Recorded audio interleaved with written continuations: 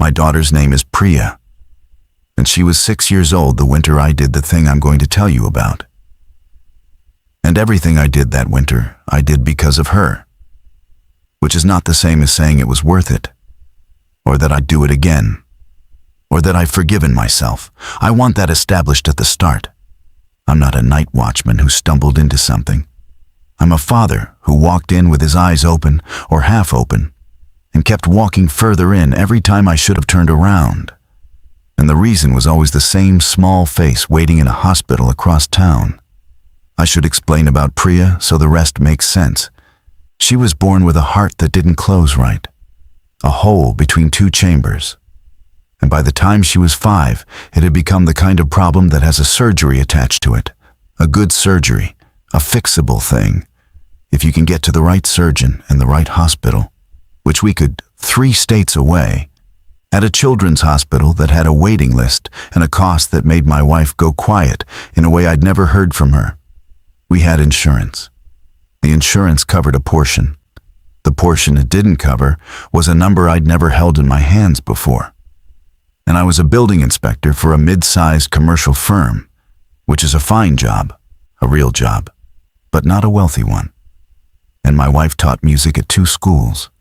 And between us, we had a house we were still paying for, and a car that was dying, and a little girl whose lips went blue when she cried too hard. So when the offer came, I didn't think about it the way I should have. I thought about the number. The offer came through a man I'd done work for before, a facilities broker named Corwin, who connected buildings with the people who needed to inspect, certify, insure, or condemn them. He called me in November and said he had something unusual, off-book, private, that paid 4 times my daily rate and would run maybe 3 weeks, and that the client had specifically asked for someone discreet who worked alone and didn't talk. I asked what the building was. He said a data center. I asked what was wrong with it. He said that was the job to find out, or to certify there was nothing to find out. He wasn't clear which, and that the client would explain. The pay he named would have covered the gap for Priya's surgery almost exactly, almost to the dollar, which I noticed at the time and told myself meant nothing. The client was a company I'd never heard of, and when I looked it up, I found almost nothing. A single-page website, an address, the kind of shell you see wrapped around infrastructure holdings, real estate investment trusts, that sort of thing. The building itself was out past the industrial park on the north side, in a district of low, windowless boxes that could have been warehouses or server farms or nothing at all. The kind of buildings that are designed to make you not wonder about them. This one sat at the end of a service road behind 2 chain-link fences, and the sign on it wasn't a name, just a number, and a smaller sign under that which read, Utility, no public access. There was a guard booth at the outer fence, empty, the arm raised. I drove through and nobody stopped me, and that should have been the first thing. An empty booth at a facility that supposedly needed discretion. But I was thinking about the number. Always the number. I met the client's representative in the lobby, if you can call it a lobby. It was a small room with a metal detector nobody was operating, and a reception desk with nobody at it, and a single chair. The representative was a woman named Ms. Aldous, tall, composed, in a gray suit, with the specific patience of a person who has explained something many times and no longer enjoys it. She shook my hand and thanked me for my discretion before I'd been discreet about anything. And she walked me through what she called the scope. The scope was this. The facility was a legacy data center, decommissioned in phases over the last decade, most of it dark, most of the server halls powered down and stripped. But one section, she called it the core, or sometimes just the room was still running, still drawing power, still cooled, and had been for reasons that the owner described to me only as contractual. My job was to inspect the physical plant, The cooling systems, the power distribution, the structural integrity, the fire suppression, the environmental controls. I was to produce a report certifying that the facility was safe to continue operating, or documenting what needed to be fixed.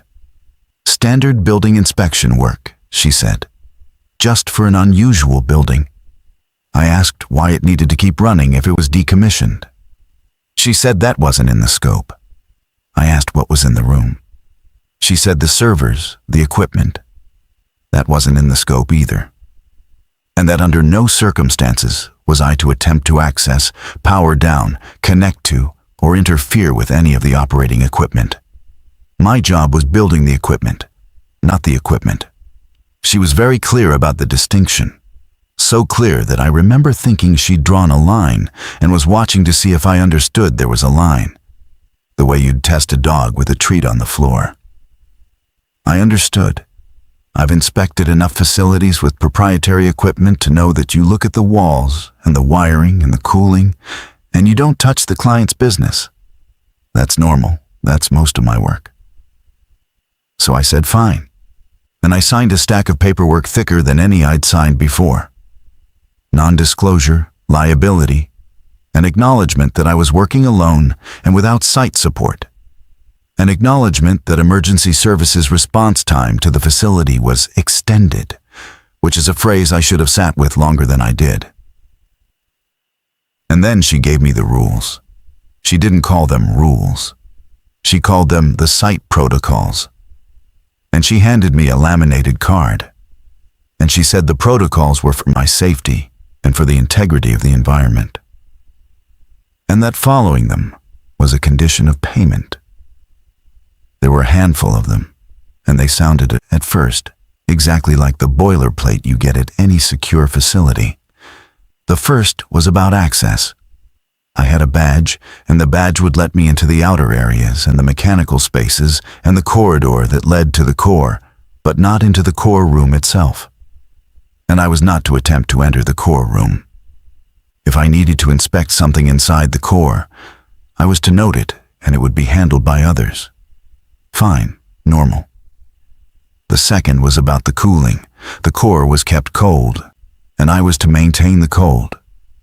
And if I found any fault in the cooling system, I was to report it immediately, by the phone in the mechanical office, not by cell phone, because cell phones didn't work reliably in the building, which was true. I'd already lost signal walking in from the car. The card gave a number to call. It said in bold, "Do not allow core temperature to rise." Underlined. The third was about noise, and this is the one that first made me pause, just slightly. The way you pause at a word in a contract that seems to be doing more work than the words around it. The card said, "The core produces operational sounds. These are normal. Do not attempt to identify, record, or respond to specific sounds. Log unusual sounds in the site log with time and description and continue your work." I read that twice. Do not respond to specific sounds. It's an odd thing to tell a building inspector. Machines make noise. Cooling makes noise. You note it if it's wrong, and you move on. Why would you respond to a sound? But Ms. Aldis was watching me read it. And I've learned that when a client watches you read a rule, the move is to nod and not ask, because asking marks you as the kind of person who asks. And I needed this job, so I nodded. The fourth protocol was about the log. There was a site log in the mechanical office, a bound book, and I was to record my entry and exit times, my location in the building, and any observations. And I was to do this by hand, in the book, not on a laptop, not on my phone. She said the ownership required a physical record. I've seen this before too, at facilities that don't trust anything digital. So it didn't strike me as strange then. The fifth thing she told me wasn't on the card, and she told it to me at the door, almost as an afterthought, in the same even voice. She said, "You'll be alone in the building at night. The daytime staff, the technicians who service the core, they work early. They'll be gone by the time you're doing your rounds. You probably won't overlap with them much. If you do see someone in the building after dark, someone you don't recognize, don't approach them. Note it in the log and continue. It's most likely a contractor with separate access. But don't approach them. I asked, reasonably I thought, whether the building had a security guard, given the empty booth. She said security was remote. I asked what that meant. She said cameras. And then she gave me the keys and the badge and the laminated card and a flashlight she said I'd want because some of the dark sections had no working lights. And she left. And I stood in that empty lobby, holding a set of keys to a building I was now responsible for. Alone, for 3 weeks, for a number that would fix my daughter's heart. I want to describe the building, because the building is the whole thing, really. From outside, it was one long, low box, but inside, it was bigger than it looked, and older. It had been built in stages, you could tell, the way big infrastructure gets built. A core structure from maybe the 70s with additions bolted on through the decades. So walking through it was like walking through the rings of a tree. The oldest part had the thick, poured concrete walls and the low ceilings and the specific institutional smell of old buildings, floor wax and dust and cold concrete. The newer parts had drop ceilings and cable trays and the raised access floors you see in data centers. Those square tiles you can lift up to run cabling underneath, set on little pedestals so there's a 2-foot void beneath the whole floor. Most of it was dark. Ms. Aldous hadn't exaggerated. Whole server halls stood empty, the racks gone or standing skeletal, the power down, the air still and warm and dead. My footsteps echoed. In some sections, the emergency lighting had failed, and I moved through them by flashlight. And the beam would catch the endless repeating geometry of empty racks, row after row. And I'd think about how much money and human effort had once poured through this place, how it had once been full of noise and heat and light and people, and now it was just me and my flashlight and the sound of my own breathing. The core was at the center. To get to it, you walked a long corridor, and even from the corridor, you could feel it, the temperature dropping as you approached, the air getting that refrigerated bite, and you could hear it, the cooling, a deep, steady rush of moving air and the hum of chillers. And under that hum, something else, a rhythm, which I'll get to. The core room itself I never entered, per the rule. But there was a viewing window in the corridor. A long pane of thick glass set into the wall, the kind of observation window you see at older facilities where they wanted to show off the equipment to visitors, and through it you could see into the room. And the room was not what I expected. I'd expected racks of servers, blinking lights, the ordinary hardware of a data center. And there was some of that around the edges. But the center of the room, the thing the whole cold room was built around, was not a rack. It was a structure I didn't have a word for. It was large, maybe the size of a delivery truck, and it was wrapped, sheathed, in some kind of dull metal cladding and thick insulated ducting, with the cooling lines running into it thick as my arm, frosted white with cold. It sat on a raised platform. Cables ran out of it in bundles to the equipment around the edges of the room.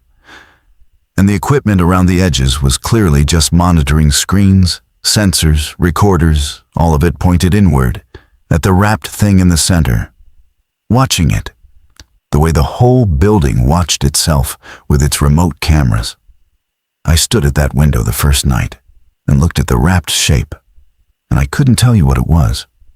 A mainframe from some dead era, maybe, some custom hardware, a cooling apparatus for something. I told myself it was equipment. It was a data center. What else would it be? But the rhythm. Under the hum of the chillers, there was a rhythm, and I noticed it that first night at the window, and I've never stopped noticing it since. It was slow, slower than a machine's cycle, or slower than any machine cycle I knew. It was a soft, deep, doubled sound, a sort of low percussive pulse, and then a pause, and then again, and the interval between them was long, maybe a full second and a half between pulses, and it was regular, but not perfectly regular. It drifted, it sped up slightly and slowed. And I stood there at the window with my hand flat against the cold glass, and I felt the pulse come up through the glass into my palm, faint. And I told myself it was the chillers cycling, some compressor kicking on and off. And I wrote in the log, first entry, first night, core operational, cooling nominal, rhythmic mechanical noise noted. And I went and did my rounds, and I did not think about the word I'd almost used instead of rhythmic mechanical noise, which was heartbeat, because that's a stupid word for a building inspector to write in a log. And I was not going to be the kind of person who wrote it. The work itself, for the first week, was straightforward and dull, which I was grateful for. I inspected the mechanical spaces. I traced the power distribution from the utility feed through the transformers and the switchgear and the uninterruptible power supplies. Banks of batteries the size of a garage, most of them dead and swollen, a few of them holding charge and feeding the core. I inspected the cooling, which was the heart of the operation. A set of industrial chillers and air handlers dedicated entirely to keeping the core room cold. And these were old and hard-run but functional. And I noted their condition and their maintenance gaps and the corrosion on the lines. I checked the fire suppression, which in the core was a gas system, not water, the kind that floods a room with inert gas to smother a fire without destroying equipment. And I noted that the gas system's inspection tags were years out of date. I walked the structure and checked for cracks, for water intrusion, for the slow settling that old buildings do. It was real work, and I did it well, because doing it well was the only thing that made me feel like the version of myself I recognized. A man with a trade, a man who checks things and writes them down. I filled the log with careful entries. I noted every deficiency. I built the report in my head as I went, the way I always do. And it was shaping up to be a routine report, an old facility with deferred maintenance, safe enough to run for now, but overdue for real money. The strangeness came in slowly, the way it does, in things I could each explain on their own, and only couldn't explain when I lined them up. The first was the temperature. The core had to be kept cold. That was the whole point of the cooling. That was Rule 2. Do not allow core temperature to rise. And the cooling ran constantly, all those chillers laboring to keep the core room cold. But here's the thing I noticed by the third night, tracking the temperatures on the monitoring panel in the mechanical office. The heat load on that room was enormous. Way more than the equipment I could see justified. A room full of servers generates heat. Sure, that's why data centers are cold. The cooling fights the heat the machines make. But the monitoring room, the equipment around the edges of the core, was minimal, low power, monitoring gear.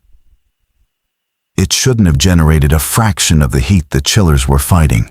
The heat was coming from the center of the room, from the wrapped thing. And it was generating heat like a living furnace, constantly. And the whole cold room existed to pull that heat away. And I sat in the mechanical office looking at the numbers, and I could not make the physics work with the idea that the wrapped thing was a computer, because computers don't run that hot without doing something. And the wrapped thing wasn't connected to anything but monitoring gear. It wasn't processing anything. It wasn't doing any work I could see. And yet it poured out heat like a body with a fever. I wrote in the log, Core thermal load inconsistent with observed equipment. Source unclear. And then I did the thing I always do. I found a reason to stop looking. I told myself the real equipment must be inside the wrapped structure where I couldn't see it. Some high-density system. And that was almost certainly true, and I moved on. The second thing was the log itself. The site log, the bound book I was writing my entries in by hand. It didn't start with me.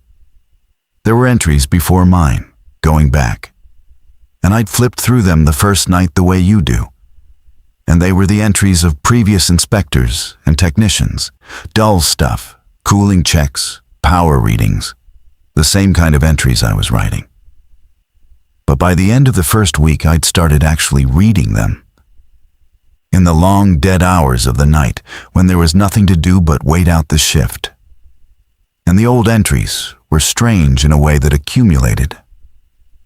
They were dull, but they were dull in a way that circled. The same phrases came up over and over, across different handwritings, across what must have been years. Cooling nominal, rhythm steady, rhythm steady. That phrase, rhythm steady, appeared constantly in entry after entry, in different hands, as if it were a required field. As if every person who'd sat in that office had been trained to check the rhythm and confirm it was steady, the way you'd check a patient's pulse. And every so often, breaking the pattern, there'd be an entry that said something else. Rhythm elevated, or rhythm irregular advised. Advised. Advised by whom? And after those entries, there'd always be, a day or two later, an entry that said rhythm returned to normal. And the relief in that short phrase, written by a stranger years ago, came through the page at me all that time. They were monitoring the rhythm, every one of them. Whatever the rhythm was, keeping it steady was the actual job, the job under the job. The same way I now suspect it's always the job under the job at places like this. And I sat with the log open in that cold little office, and I thought about the rule on the laminated card, the one that had made me pause. Do not attempt to identify, record, or respond to specific sounds. And I thought about the wrapped thing pouring out heat behind the cold glass. And for the first time, I let myself think the word I'd refused to write. And then I closed the log and made coffee. Terrible coffee from a machine in the mechanical office that someone had left there years ago. And I drank it standing up because sitting felt like giving the thoughts room. The third thing was the technicians, or the fact that I never saw them. Ms. Aldis had said the day staff would be gone by the time I did my rounds, that I probably wouldn't overlap with them. And I didn't. I never once saw a technician. But the building showed signs of them. Coffee cups that moved. A jacket that hung on a hook one night and was gone the next. Maintenance carts repositioned. The gas suppression tags I'd noted as out of date were, one morning when I came back to recheck, freshly stamped with a current date. And I knew for a fact they'd been years expired the night before because I'd photographed them. And the photograph on my phone showed the old date, and the tag on the tank showed the new one. Someone had come in the daytime while I slept and stamped the tags. Which meant there were day staff, which was normal, which was exactly what I'd been told. And yet I'd never seen one, never overlapped by a minute, never found the parking lot with a single other car in it. And the schedule of it was so perfect, so precisely arranged that our paths never crossed. That it started to feel less like a coincidence and more like a wall, a partition in time, them on one side and me on the other, both of us tending the same cold room and never allowed to meet. I asked about them once. There was a phone in the mechanical office, the phone I was supposed to use to report faults. An old desk phone hardwired into the wall, and one night I used it. Because a fault had come up, a chiller had thrown an alarm. The temperature had ticked up 2 degrees. And Rule 2 said report cooling faults immediately by that phone. I called the number on the card. It was answered on the second ring by a man who didn't give a name, who listened to my description of the chiller alarm, and who said a technician would address it before my next shift. His voice was calm and bored. A man reading from a script he'd read 1,000 times. And before I hung up, I asked him, just to hear a human voice a second longer maybe, or out of the curiosity that's always been my worst quality, I asked, "Hey, do the day guys ever leave notes for the night guy? I keep just missing them." There was a pause on the line, not a long one. And then he said, "There's no need for you to interact with the daytime staff. Is the rhythm steady?" And I said yes, because it was. And he said good. And he hung up. And I stood there with a dead receiver in my hand, thinking about how he hadn't answered my question. And how he'd asked about the rhythm the way a doctor asks about a fever. And how the temperature had ticked up 2 degrees on the chiller alarm, and the very first thing under Rule 2, underlined, was don't let the temperature rise. And I put those 2 facts next to each other for the first time. Keep it cold, and keep the rhythm steady. And I understood, standing there, that those weren't 2 rules. They had the same rule. The cold was what kept the rhythm steady. The cold was the leash. I did not go home and quit. I want to keep being honest about that. By that point, I'd been paid the first third of the money, and it had gone straight to the hospital. To the deposit that got Priya onto the surgical schedule, an actual date, a real date in December, circled on the calendar on our refrigerator. And my wife had cried when we got the date. Good crying, the first good crying in months. And there was no version of the following weeks where I called Corwin and said I was walking off a job that was 3/4 unpaid because a machine in a cold room had a rhythm I didn't like. I had a date in the refrigerator. I had a little girl who got tired climbing the stairs. Whatever the wrapped thing was, it was behind glass, behind a locked door I wasn't allowed through. And my job was the building around it, not it. And I could do the building around it with my eyes half closed, if I had to, and I intended to. So I kept working. And the rhythm got into me the way a sound does when you can't get away from it. I heard it in the corridor by the window. I heard it, fainter, in the mechanical office through the wall. I started, without deciding to, timing it, the way you time a dripping tap you're trying to ignore. Roughly 40 pulses a minute, slow and doubled, and it drifted, and I learned its drift. Learned that it slowed in the coldest part of the night when the chillers ran hardest and quickened, just slightly when the temperature ticked up. The cold slowed it, heat quickened it, like anything alive. And here's where I did the thing I keep coming back to, the small, stupid human thing that I think started everything that followed. Though I can't prove that, I can't prove any of the connections. That's part of what the place does to you. It makes you unable to prove the connections you're most sure of.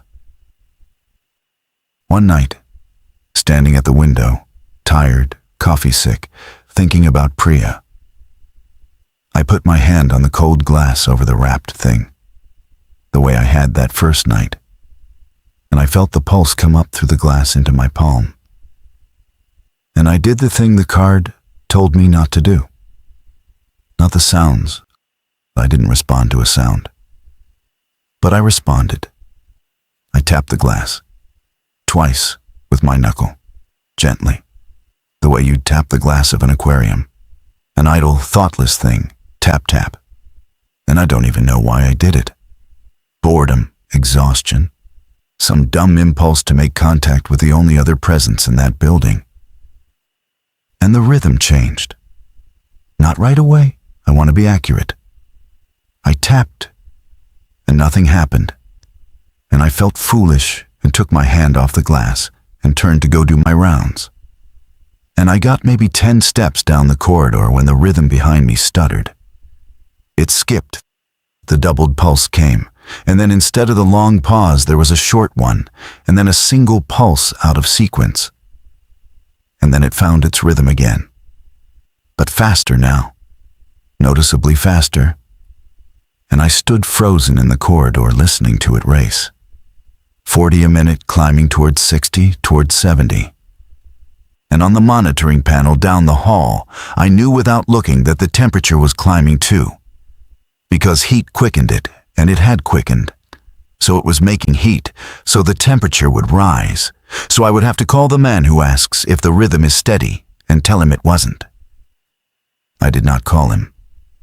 This is a small cowardice, but it's mine, and I'll own it. I didn't call, because calling meant reporting that the rhythm had gone irregular. And I was the only person in the building, and if they asked what had happened right before it went irregular, I would have to either lie or say I tapped on the glass, and I did not want to be the inspector who tapped on the glass. So instead, I did what the log had taught me, the others did. I went to the chiller controls, and I ran the cooling harder, manually overrode the set point, and dropped the target temperature, poured more cold into that room. And I stood at the window and watched the frost thicken on the coolant lines, and I listened. And slowly, over maybe 20 minutes, the rhythm slowed.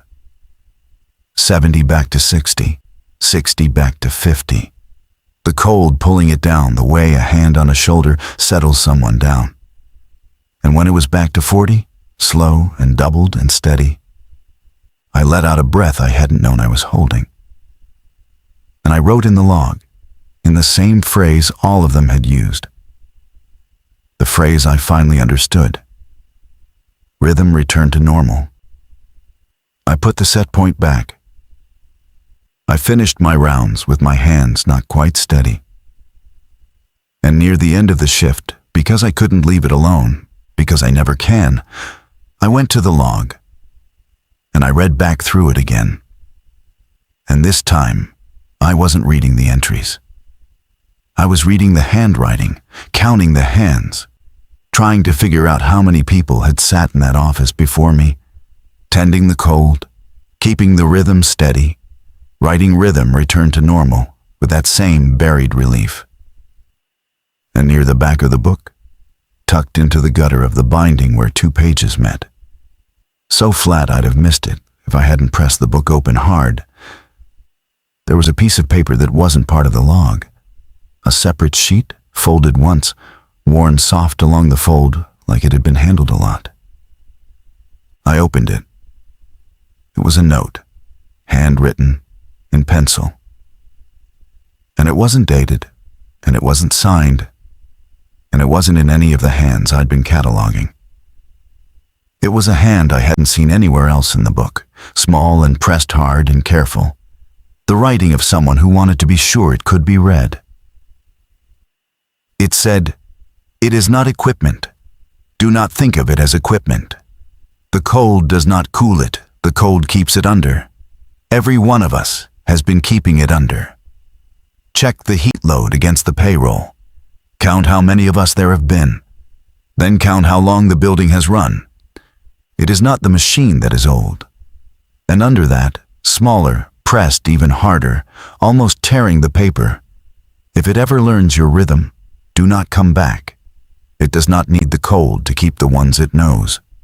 I stood in that cold office with the note in my hand, and behind the wall, through the concrete, I could hear the rhythm, slow and steady and doubled, 40 to the minute. And I became aware the way you become aware of your own breathing when someone mentions it. That my own heart, standing there, was beating slow. Slower than it should have been for a frightened man. Slow, steady, and doubled. And I could not tell, listening to the 2 of us through that wall, which one of us was setting the pace. I put the note in my jacket pocket and I told myself it was a prank. That's the first thing I did, standing there with my slow, doubled heart. I built the explanation that let me keep breathing. Some previous inspector, bored out of his mind on the night shift, had gotten spooked by the same rhythm I'd gotten spooked by and had written himself a little horror story and tucked it in the log for whoever came next. People do that. I found stuff like it before. In the crawl spaces and utility rooms of buildings, graffiti, dates, the initials of men who worked somewhere for 30 years and wanted to leave a mark. This was just a spookier version. Check the heat load against the payroll. That wasn't a warning. That was a guy amusing himself. I even smiled a little. The tight kind of smile you do to prove to yourself you're calm. But I've never been able to leave a thing alone once it's in me. And the note had given me 2 tasks, and the tasks were checkable. And checkable things have a pull. Check the heat load against the payroll. Count how many of us there have been. So the next night, I did the first one, because it was the easiest, because it was just engineering. And engineering is where I feel safe. The heat load I already knew.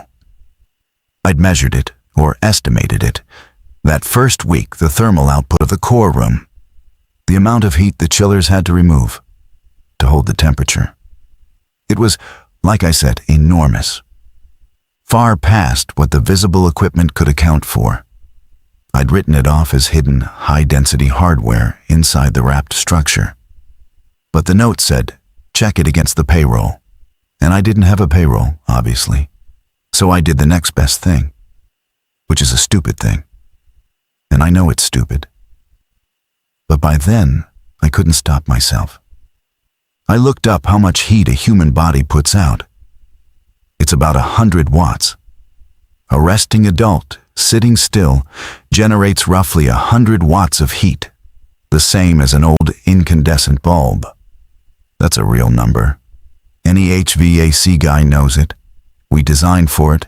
We call it occupancy load. So many people in a room means so many watts you have to cool away. I did the division. I took the mysterious excess heat load of the core, the part I couldn't account for, and I divided it by 100 watts. And the number I got was not a clean number. Nothing about that place was clean. But it was in the range of a few hundred bodies worth of heat, pouring constantly out of the wrapped thing in the center of that room, being carried away by the cold, night after night, year after year. I want to be careful here because this is where a person could tip over into believing anything. And I've spent a long time trying to figure out what I actually know versus what I assembled out of fear at 3 in the morning. What I know is the heat load was real, and the division is arithmetic. What I don't know is whether the number means anything. Heat is heat. A furnace puts out the heat of a few hundred bodies too. And a furnace isn't a few hundred bodies. I told myself that. I said it out loud, actually, alone in the mechanical office. It's a furnace. It's just a furnace. And my voice came out wrong in that room, small and unconvinced. And the rhythm went on through the wall, 40 to the minute, doubled, patient. The second task was worse, and I put it off for 2 nights. Count how many of us there have been. The log only went back so far. The bound book I was writing in had entries going back maybe 3 years. And before that, there'd have been other books, and I remembered where the old ones were, or where old records usually are. Because Ms. Aldous had mentioned in passing that the ownership kept a physical archive, and that if I needed prior inspection reports for my certification, they'd be in the records room on the lower level of the old section, the 70s part, with the thick concrete. I hadn't been down there. My badge worked on the door. I'd tried it once out of habit. The lock had clicked green. But the stairwell beyond had been dark and smelled of that cold mineral basement smell. And I'd had no reason to go down, and plenty of reason not to. But now I had the note. And the note had given me a task. And I've never been able to leave a task. So on the third night, I went down. I took the flashlight Ms. Aldous had given me and I badged through the door, and I went down a concrete stairwell into the oldest part of the building. And it was colder down there. And the cold had a direction to it, if that makes sense. It wasn't the even chill of the corridor by the core. It was a draft, coming from somewhere, moving. The records room was at the bottom. A long, low space full of the gray metal shelving you see in every archive. And the shelving was full of bankers' boxes and bound volumes, and the specific smell of old paper going soft with damp. The prior logs were there. Books like the one I was writing in, going back years, decades. More books than 3 years of night shifts should have produced, which was the first thing that didn't add up. Because a place decommissioned in phases over the last decade shouldn't have had 40 years of night logs. I pulled the oldest one I could reach. The cover was cracked and the pages were foxed brown at the edges, and the ink had faded to the color of weak tea. And I opened it, and it was the same. The same job. Cooling nominal. Rhythm steady. Rhythm steady. In a fountain pen hand. In a book that by the dates inside it was older than I was. They'd been keeping the rhythm steady before I was born. And I started to do what the note said. I started to count us, and I did it the only way I could. By counting the handwritings, the way I'd counted them in my own book. And it's hard to count handwritings across decades of records, people's writing changes, and I'm not a forensic anything. I'm a building inspector.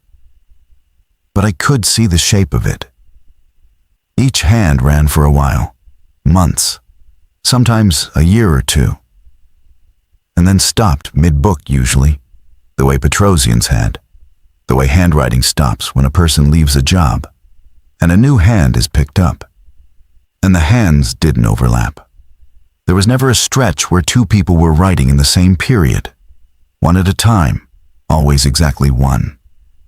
A single person, alone, keeping the rhythm steady, and then gone, replaced, for 40 years. And I sat on the cold concrete floor of that records room, with a stack of dead men's logbooks around me. And I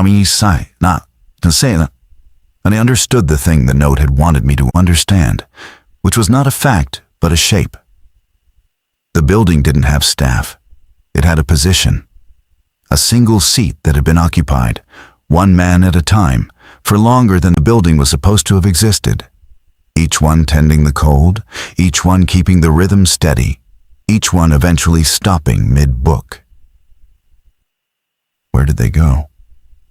That was the obvious question. The one you'd ask, the one I asked, sitting there. Ms. Aldous had a phrase for it, or she would have, I was sure, if I called her. Transferred, moved to another site, retired. There's always a phrase.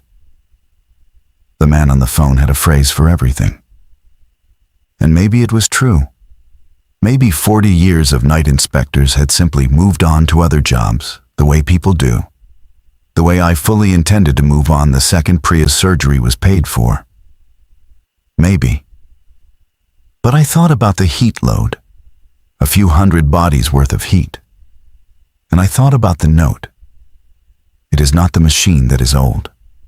And I did the arithmetic I did not want to do, which was, how many one-at-a-time night men over how many decades would it take to add up to a few hundred? I didn't finish that thought. I want to be honest that I didn't finish it, that I got right up to the edge of it and stopped. Because there are thoughts you can't afford to think all the way through when you still have to walk back up a dark stairwell alone and finish your shift and come back the next night for a paycheck that's fixing your daughter's heart. I put the old book back.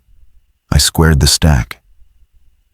And on my way out, I saw, on a lower shelf, a different kind of box, not bankers' boxes, smaller. And one of them had a label in faded marker. And the label said, personal effects unclaimed. And I did not open it. I want that on the record too. I saw it, and I understood what it probably was, and I did not open it. And I've thought since that not opening that box is one of the only clean things I did in that building. And I'm not even sure it was clean. I think it was just cowardice, pointed in a lucky direction. I went back up. I finished the shift. The rhythm was steady, 40 to the minute. And I wrote rhythm steady in the log in my own hand, and I noticed, writing it, that my handwriting had gotten smaller over the 3 weeks, cramped the way theirs had. And I made myself write the next entry large, deliberately large, taking up space on the page, a stupid little act of defiance. I'm still here. I'm still a person. And it felt good for about 4 seconds, and then it just looked insane on the page. A grown man writing big to prove he existed. And I went home and didn't sleep. Priya's surgery was in 11 days. I had 1 week of the contract left, and then a few days gap, and then the surgery. The math worked. If I finished the contract, the final payment would clear in time. If I walked, it wouldn't. And there was no other way to get that money. I'd already checked. I'd checked a dozen times, lying awake, running the numbers the way you run a combination lock you've forgotten, hoping it'll open if you just try it enough. It wouldn't open. The only combination was, finish the job. So I decided to finish the job and stop thinking. That was the plan. Do the rounds, keep the cold, write rhythm steady, don't touch the glass, don't go back down to the records room, don't do arithmetic, collect the check, fix the heart, never come back. A good plan, the plan of a sensible man. I lasted 2 nights. What broke it was Corwin, the broker. He called me not on the office phone, on my cell, which meant he called during the day when I was home, because the cell didn't work in the building. He called to check in, he said, friendly the way Corwin is always friendly. And he asked how the job was going, and I said fine, routine, old building, deferred maintenance. And he said good. And then he said something that I've turned over more times than almost anything else from that whole winter. He said, they like you, by the way. The client. They said you're thorough. They mentioned they might have ongoing work for you after this, permanent if you're interested. Steady money, benefits even. It's rare they offer that. And I said casually that I'd think about it. And Corwin said good. And we hung up.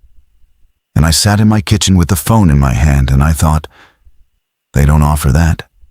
Nobody offers a 3-week off-book contract or a permanent salaried position with benefits. That's not how any of it works. Unless the position they were offering wasn't the one I thought. Unless the position was the seat. The one at a time seat, the one that runs for a while and then stops mid-book. They like you. They said you're thorough. It didn't feel like a compliment anymore. It felt like a man at a market pressing a piece of fruit. I should have said no right then. To Corwin, on the phone. No ongoing work, no permanent. I'll finish this contract and we're done. I didn't. And I've asked myself why. And the honest answer, the answer I don't like, is that a part of me wanted to keep the door open. Not because I wanted the job, because I was afraid of what saying no might do. The note had said, if it ever learns your rhythm, do not come back. And I'd tapped on the glass. I'd let it learn me, maybe, if the note was true, if any of it was true. And now the people who spoke for it were offering me a permanent seat. And I had 11 days until my daughter's surgery. And I did not want to do anything at all, that might make them stop wanting me around in a friendly way and start wanting me around in the other way. So I kept the door open. I hedged. I told a broker, I'll think about it. About a job I now suspected was a way of feeding a furnace. Because I was scared. And because I needed one more paycheck to clear. And because that's who I turned out to be when it counted. The next night, my 6th to last, the rhythm was wrong when I came in. I felt it in the corridor before I understood it. Faster, not racing, not the way it had raced when I tapped the glass, but elevated, steadily elevated, 50 to the minute instead of 40. And hot the corridor was warmer than it should have been. The refrigerated bite gone soft. And when I got to the mechanical office, the monitoring panel was showing the core temperature 3 degrees high and climbing slow, and there was an alarm light on the chiller bank. Amber, one of the old chillers, had faulted. The same one that had faulted before, the one they'd said a technician would fix, and clearly hadn't, or had fixed badly. Rule 2. Report cooling faults immediately, by the phone. And I went to the phone. I actually picked it up. And I stood there with it in my hand, and the rhythm coming through the wall at 50 to the minute. And I thought about the man who answers. The calm, bored man. Is the rhythm steady? And I thought, if I call and tell him the chiller's down and the rhythm's up, what does he do? He sends a technician, and I never see the technicians. And the note said the day staff and the night staff never overlap, one at a time, always one. And I thought, for the first time, with a clarity that frightened me more than anything yet, what if the technician they send, the one who comes to fix the cold, is the next one? What if that's how the seat gets filled? What if calling for help is how you summon a replacement? And a replacement is not a coworker. A replacement is the next 100 watts. I didn't call. I hung the phone up. I told myself I could fix the chiller myself. I'm not a refrigeration tech, but I know systems. I know enough. And I went to the chiller bank and I looked at the faulted unit. And it was a compressor fault. A real one. Mechanical. The kind that doesn't just reset. The unit was done. And the other chillers were running flat out to compensate, and they couldn't quite hold it. The temperature was still creeping up, 1/2 a degree at a time. And the rhythm was tracking it. 51, 52. And I stood in that mechanical room in the warm, bad air, and understood that I had a real problem, an engineering problem underneath the other problem, which was that the cold was failing. And the note said, the cold is the leash. And I was watching the leash fray in real time. I did what I could. I isolated the dead chiller. And I redistributed the load, and I opened up the fresh air economizer to pull in the cold December night air, which is a real thing you do. And it helped. The outside air was below freezing, and it fought the rise. And slowly, over an hour, the temperature stopped climbing and started, grudgingly, to fall. And the rhythm came down with it. 52 to 50 to 48, following the cold down like it always did. And I sat on an overturned bucket in the mechanical room, exhausted, my hands raw from the cold air and the cold metal. And I watched the number drop, and I felt something I'm ashamed of, which was pride. I'd held it. Alone, with a dead chiller, I'd kept the cold and brought the rhythm down. I was good at this. That's the trap, I think. That's how they keep the seat filled, not with fear. Fear makes people run, but with competence. With the small, deep satisfaction of being the one man who can keep the thing under. I sat there proud of myself for tending a furnace made of people, and I didn't see the shape of that until later. I brought it down to 42, close enough, and I wrote in the log, chiller 3 failed. Load redistributed, economizer engaged, rhythm returned to normal. And I did not call the man on the phone. And I want you to notice what I'd done, because I didn't notice it myself until I read my own entry back. I'd stopped reporting. Rule 2, the underlined rule, reports cooling faults immediately. And I'd handled a major cooling fault entirely on my own, and logged it after the fact, exactly the way I realized. Flipping back, the old hands had. The dead men's logs were full of faults handled and reported after the fact, or not reported at all, just fixed, just held. Rhythm returned to normal. They'd all stopped calling too, because they'd all figured out the same thing I'd figured out, that calling brought a technician, and they didn't want to be the reason a technician came. And so they held the cold themselves, alone, getting better and better at it, more and more essential, more and more the only one who could, until the day the cold beat them, until the day their handwriting stopped mid-book. That was my 6th to last night. I had 5 left. I told myself 5 nights, hold the cold 5 nights, collect the check, fix Priya, and leave forever. And I almost made it. I want you to know I almost made it. That I was 5 nights of ordinary shift work away from getting out clean, or as clean as I was ever going to get. And that what happened next did not have to happen. And it happened because of me. It was my 4th to last night. The chiller was still dead. No technician had come, of course. The tags in the records room had gotten stamped by daylight, but the actual broken machine sat broken. That's the kind of place it was. The paperwork got maintained and the equipment didn't, and I was running the economizer hard, pulling in freezing night air, holding the cold by the skin of my teeth. And around 2 in the morning, I saw someone in the building. Rule 5, the unwritten one. If you see someone in the building after dark, someone you don't recognize, don't approach them. Note it in the log and continue. I saw him at the far end of the main corridor, near the door to the core wing. A man, standing, not moving, in the dim wash of the emergency lighting. I froze. My first thought was intruder. My second thought was technician. My third thought, the one that stuck, was the next one. He was dressed like a working man. Coveralls, a jacket, and he had a bag with him, a tool bag, set down by his feet. And he was standing very still, looking down the corridor toward the core, the way I must have looked my first night. And I understood, with a certainty I can't defend, that this was a man who'd been brought here tonight to start. A replacement. My replacement maybe, or just the next one. Brought in early, the seat being prepared, the way you line up the next thing before the current thing fails. And I remembered Corwin, they might have ongoing work for you.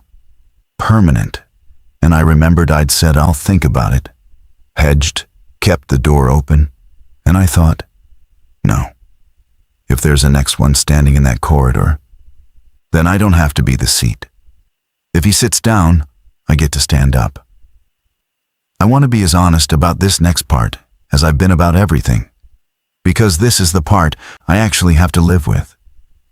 The rest is just fear and arithmetic, but this is a thing I did to a person. The rule said don't approach him, note it and continue. And I knew by then what the rules were, for they weren't for my safety. They were for the smooth operation of the seat. They were the instructions for how to keep the thing fed without anyone making a fuss. Don't approach him. Don't warn him. Don't approach him meant let the process happen. And I had, right there, a choice that the note had laid out for me plainly. I could approach him. I could walk down that corridor and grab that man by the arm and say, get out. This place is not what they told you. Run. Take your bag and run. And don't come back. And don't let them offer you anything. I could do for him what the man who wrote the note had tried, across years, to do for me. That was the clean thing. That was the thing a good man does. I didn't do it. I stood at my end of the corridor, and I watched him stand at his, and I did the math. The same math I'd been doing all winter. The only math I know. If I warn him and he runs, the seat stays empty. And an empty seat means they need someone. And the someone they've already got is me, the thorough one, the one who's good at holding the cold, the one they offered permanent work to. If I warn him, I'm the next 100 watts. And Priya's surgery was in 7 days. And I would not be a body in a cold room while my daughter's chest was open on a table 3 states away. And no father showed up because he'd done the noble thing for a stranger in coveralls. So I noted it in the log. Individuals observed in the main corridor, 2:14 a.m., did not approach per protocol. I wrote per protocol. I actually wrote those words. I hid behind the rule in the log the way I'd been hiding behind it in my head. And I turned around, and I went back to the mechanical office, and I tended the cold. And I did not watch. I specifically did not go back to look, because I did not want to know. And that not wanting to know is the coldest thing in me, colder than that room, the deliberate turning away, so that later I could say I didn't see. I don't know. I can't be sure. I heard it, though. Later, maybe an hour later, over the hum of the economizer and the strained chillers, I heard the core wing door, the heavy security door, open and close, and the rhythm through the wall, which had been steady at 42, changed. It didn't race the way it had when I tapped the glass. It did something worse, something I'd never heard it do. It got stronger, fuller. The doubled pulse deepened, gained weight, like a drum that had been slack and was suddenly tightened. And the temperature on the panel, which I'd been fighting all night to hold, dropped on its own. 2 degrees, 3, the room getting colder without my doing anything. The heat load falling, as though whatever generated the heat had just been fed and no longer had to strain. Fed and content and cooling on its own. And I sat in the mechanical office and listened to the rhythm settle into its new, stronger, satisfied pace. And I knew what I'd let happen. And I did not go and look. And in the morning the tool bag was gone from the corridor. And there was no man anywhere in the building. And I told myself he'd left. He'd changed his mind. Contractors do that. And I did not believe it. And I wrote nothing in the log about it because there was nothing I was willing to write. 3 nights left. I did them. I'm not going to pretend they were anything but a man serving out a sentence he'd chosen. The rhythm was strong and steady and needed almost nothing from me now. The cold held on its own. The fed thing content. And I sat my shifts and watched the clock and wrote rhythm steady in a small cramped hand I no longer had the energy to make large. On the last night, Ms. Aldous came at the end of the shift in the same gray suit.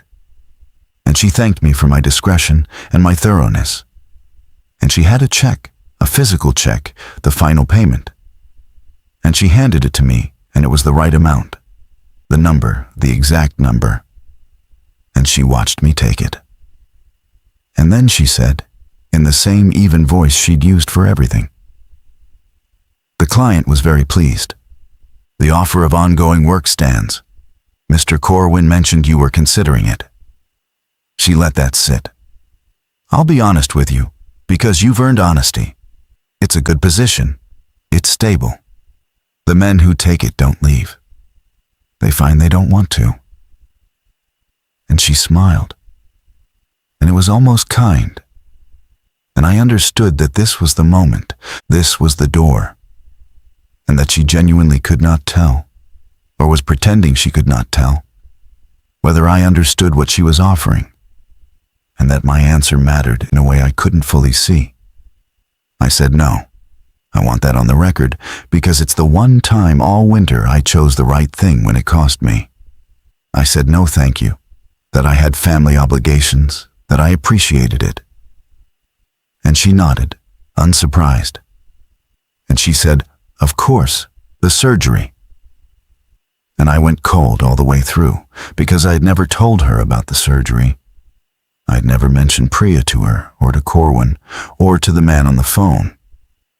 And she said it the way you mention a thing you've read in a file, the surgery. And she gathered up the old logbook, my logbook, the one with all my entries and the note still tucked in the binding. I'd left the note in the binding. I don't know why. Some instinct not to be caught with it. And she put it under her arm to take to the records room downstairs, to the archive. to the shelf with the other books and the box marked Personal Effects Unclaimed. And she said, "We'll keep this on file. Good night." And she left, and I drove home in the gray winter dawn with the check in my jacket pocket, and I never saw the building again. Priya's surgery went well. I need to say that because it's the thing that was supposed to make all of it worth it. And it did work. The surgery worked. They closed the hole in her heart, and she came home after 6 days, pink and tired and alive. And she's a healthy kid now. She runs. She climbs the stairs without stopping. She outgrows her shoes too fast. And every single ordinary, annoying, wonderful thing she does is a thing I bought with that winter. And I would like to be able to tell you that knowing that makes it okay. It doesn't. Both things are true at once, and I've stopped trying to make them cancel out. I saved my daughter's life. I also stood in a corridor and let a man in coveralls walk toward a cold room because I needed the seat to be his and not mine. Those are both for me. They're the same man. I stayed quiet.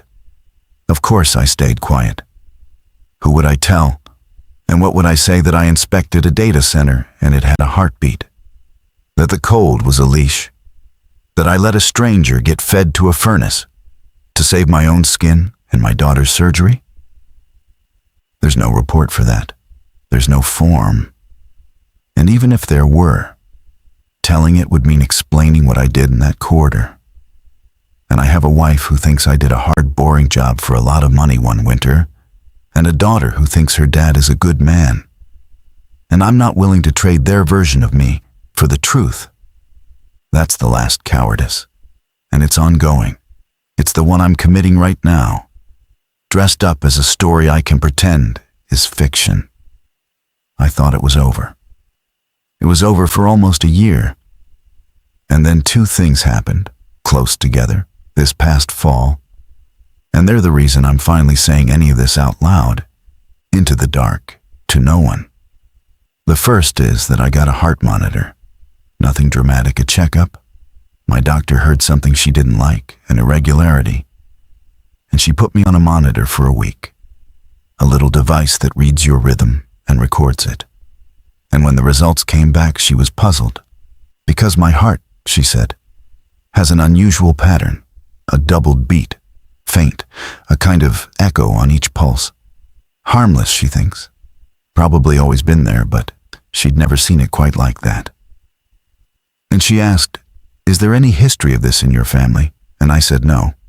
And she said, "Well, it's likely nothing." And I sat in that examination room and thought about a cold room and a rhythm that ran 40 to the minute, doubled, and about the night I stood by the glass and felt my own heart slow to match it. And about the note, "If it ever learns your rhythm, do not come back." I never went back, but I don't think going back was ever the point. I think the point was that once it learns you, it has you, wherever you are. And it doesn't need the cold to keep the ones it knows. My heart beats its rhythm now. It has been for a year. I can feel it if I lie still. The little echo, the doubled pulse, 40 to the minute when I'm calm. And I've caught myself, more than once, lying awake, timing it. The way I timed the thing behind the glass, unable to tell which one of us is setting the pace. The second thing is a phone call. My cell rang 3 weeks ago, a number I didn't recognize, and I almost didn't answer, but I've never been able to leave a thing alone. It was Corwin, friendly Corwin, checking in, been a while. How's the family? How's the little girl? And then he said he had something unusual, off book, private, that paid very well, 3 weeks or so, and that the client had specifically asked for me, by name, because I'd been so thorough last time. A data center, he said. Cooling issue. They just need someone who knows the building. And I said no. I said no, Corwin, I'm not available. I'm done with that kind of work. And he was quiet for a second. And then he said, in a voice that wasn't quite his usual friendly voice, "They said you'd say that. They said to tell you it's the same building, and that the seat's been empty a while and the cold's not holding, and they thought you'd want to know before it gets warm." And he laughed, like it was a joke, like it was nothing. And he said he'd send the details in case I changed my mind. And he hung up. The cold's not holding. The seat's been empty for a while. I haven't gone. I want to be clear that I haven't gone. That I've said no. That I'm sitting in my own warm house right now, with my wife asleep down the hall, and my daughter's nightlight glowing under her door. And I have not driven back out past the industrial park to the low building with a number for a name. I've said no. But the details came the way Corwin said they would. An email sitting in my inbox. And I haven't deleted it. And I've opened it more times than I'll admit, and I keep thinking about the man in the coveralls, and about how the seat's empty now, and how an empty seat means the cold's failing, and how when the cold fails, the thing gets warm, and quick, and I don't know what happens then. To the building, to the district, to the town. I don't know how big it gets. And I keep thinking, God help me, that I'm the one who knows how to hold it. That I'm good at it. That I brought it down from 70 with a dead chiller. Alone in one night. That maybe going back isn't giving in. Maybe it's the responsible thing. The only man who can. The seat needs someone who knows the building. And that's exactly the thought. That's the thought every one of them had. Every hand in every book going back 40 years. The thought that put them in the seat and kept them there until their handwriting stopped mid-page. I can hear it working in me, the way I heard the rhythm through the wall. I can feel it setting my pace. And I lie awake with my doubled heart, 40 to the minute, timing it against the memory of that room. And I still can't tell which one of us is counting. And the email is still in my inbox. And it's getting warm out there, and I keep not deleting it.